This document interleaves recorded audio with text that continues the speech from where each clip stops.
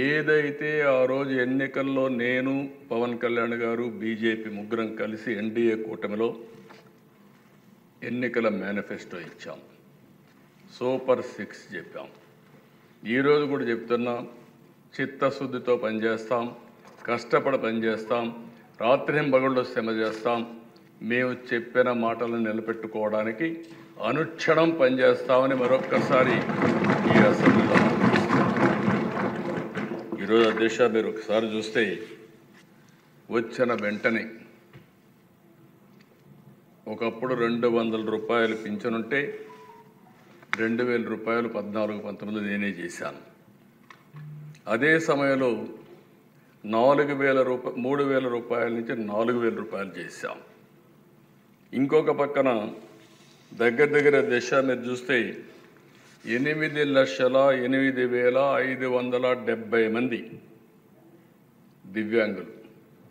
ఈరోజు మీరు చూసినప్పుడు 5 సంవత్సరాలు ఒక్క పైసా పెంచలేదు. 3000 రూపాయల నుంచి ఒకేసారి 6000 రూపాయలు చేసిన కూటమి ఎన్డీఏ కూటమి. అదే మరిగా దేశ కడాన లెప్రసీ పేషెంట్స్కి కూడా డబ్బులు ఇవ్వాలంటే వాళ్ళకి మనసు రాకపోతే 7,033 మందికి 6,000 రూపాయల చొప్పున ఇచ్చాం. ఈరోజు దేశ మీరు చూస్తే 3,000 నుంచి 4,000 చేశాం, 3,000 నుంచి దివ్యాంగులకు 6,000 చేశాం. కొంతమంది లెప్రసీ కానీ డయాలసిస్ పేషెంట్స్ 10,000 చేశాం. కొంతమంది బెడ్కే పరిమితమైన వాళ్ళకి 15,000 రూపాయలు ఇచ్చే మానవత్వాన్ని నిరూపించుకున్న కూటమి ఎన్డీఏ కూటమి. దీనికోసం అధ్యక్ష భారతదేశంలో నేను చాలా గట్టిగా చెప్పగలుగుతున్నాను, దగ్గర 33,000 కోట్ల రూపాయలు ప్రతి సంవత్సరం 64 లక్షల మందికి పింఛన్లు ఇచ్చే ఏకైక ప్రభుత్వం, సింగిల్ లార్జెస్ట్ ప్రోగ్రామ్ కంట్రీలో ఈ యొక్క పెన్షన్స్ అధ్యక్ష. ఇది ఎవ్రీ మంత్ ఒక పవిత్రమైన సేవాభావంతో ఇస్తున్నాం. ప్రతి నెల మొదటి తారీఖు వెళ్తున్నాం. మొదటి తారీఖున ఈ పింఛన్లను ఇచ్చి ఎప్పటికప్పుడు మానిటర్ చేస్తున్నాం. పేదవాళ్ళని లక్ష్యంగా పెట్టుకుని వాళ్ళకు అన్ని విధాలు ఆదుకోవడం కోసం మనం ముందుకు పోయే పరిస్థితికి వచ్చాం. ఇదే కాదు అధ్యక్ష, ఒకప్పుడు జీతాలు ఎప్పుడు వస్తాయో తెలియదు.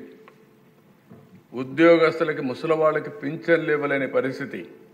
ఈరోజు గర్వంగా చెప్తున్నా, మొదటి తారీఖున ఎన్ని కష్టాలున్నా పింఛన్లు పేదవాళ్ళకి ఇవ్వడమే కాకుండా గవర్నమెంట్ ఉద్యోగస్తులకి, రిటైర్డ్ అయిన ఎంప్లాయీస్ అందరికీ అదే రోజున పింఛన్లు జీతాలు ఇచ్చే కార్యక్రమాన్ని ఏర్పాటు చేశాం. అది ఈ ప్రభుత్వం సాధించిన విజయం అని చెప్పి కూడా నేను మీకు తెలియజేస్తున్నా. అధ్యక్ష ఒకసారి బాధేస్తుంది, ప్రభుత్వం యొక్క మానవత్వాన్ని అద్దం పడుతుంది. అన్నా క్యాంటీన్ వీళ్ళు ఏమీ చేయక్కర్లేదు.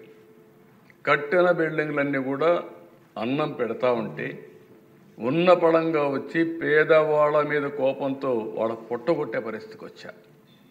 అన్నా క్యాంటీన్లు క్లోజ్ చేశారు. ఇది నాకైతే అర్థం కాలేదు దిశ. ఈరోజు ఎన్టీ రామారావు గారు తిరుమల తిరుపతి దేవస్థానంలో ఆయన ఆ రోజు ముఖ్యమంత్రిగా వచ్చినప్పుడు అన్నదానం ప్రవేశపెట్టాడు.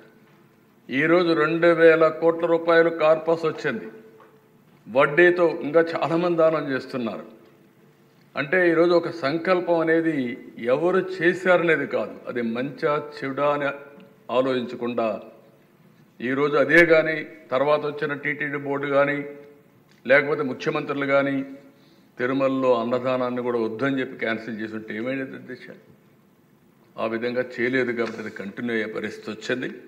ఈరోజు మేము వస్తానే మళ్ళీ 204 అన్నా క్యాంటీన్లు ప్రారంభించాం. ప్రతి నియోజకవర్గంలో అన్నా క్యాంటీన్లు పెట్టి తద్వారా పేదవాళ్ళందరినీ ఆదుకునే కార్యక్రమానికి శ్రీకారం చుడతాం. ఇది ఈ ప్రభుత్వం యొక్క కమిట్మెంట్ అని చెప్పి కూడా నేను మీకు తెలియజేస్తున్నా.